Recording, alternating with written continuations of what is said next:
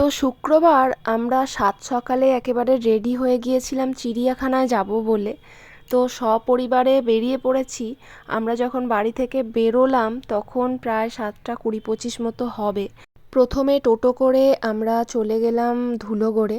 আর ধুলোগড় থেকে ধর্মতলায় যাওয়ার অনেক বাস আছে, কলকাতা সব যায় এসব বাসগুলো। তো একটা বাসে উঠে পড়লাম। তো বাসটা ছাড়লো তখন মোটামুটি 7:40 মতো হবে। আর বাসটা বেশ ফাঁকা ফাঁকাই ছিল, মানে অনেকক্ষণ অবধি ফাঁকা ফাঁকা ছিল। আসলে অনেক বাস যায় তো এখান থেকে, তাই অত ভিড় থাকে না।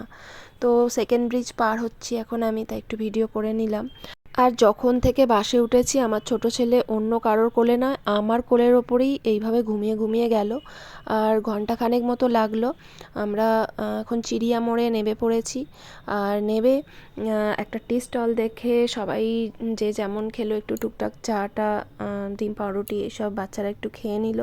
তারপরে ওখান থেকে একটু হাঁটতে হলো, মানে এই চিড়িয়া মোড়ে নেবে চিড়িয়াখানা অবধি যেতে গেলে একটু মানে হাঁটতে হয়।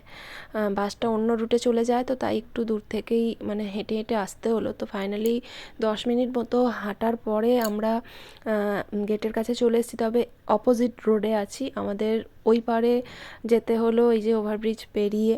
তো আমার বাবা খোঁড়া মানুষ, তবুও বাচ্চাদেরকে চিড়িয়াখানা দেখাবে বলে সেই জন্য এত কষ্ট করে এসেছে। আসলে বাবার ভাইয়ের উদ্যোগেই এসেছি আমরা। তো এখানে অনলাইনে টিকিট কাটা হচ্ছে চিড়িয়াখানায় ঢোকবার জন্য। আসলে অনলাইন টিকিট কাটাটাই বেস্ট বলে মনে হলো আমার ভাইয়ের, না হলে ক্যাশ কাউন্টারে অনেক ভিড়।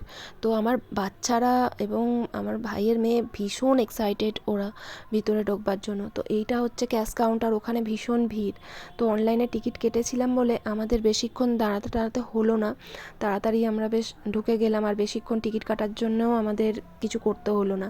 তো এখানে আমরা ঢুকে পড়েছি চিড়িয়াখানায়। দুটো রাস্তা আছে, একটা ওই দিক দিয়েও যাওয়া যায়, একটা এদিক দিয়েও যাওয়া যায়। তো এদিকটাই চুজ করলাম। তো চিড়িয়াখানার ভিতরে তো আমরা অনেক মজা করেছি, অনেক জীবজন্তু দেখেছি, সেসব কিছু একটা ভিডিওতে দেখানো সম্ভব নয়। তাই আমার নেক্সট পার্ট আসবে পরের ভিডিওতে। ততক্ষণে বাই বাই।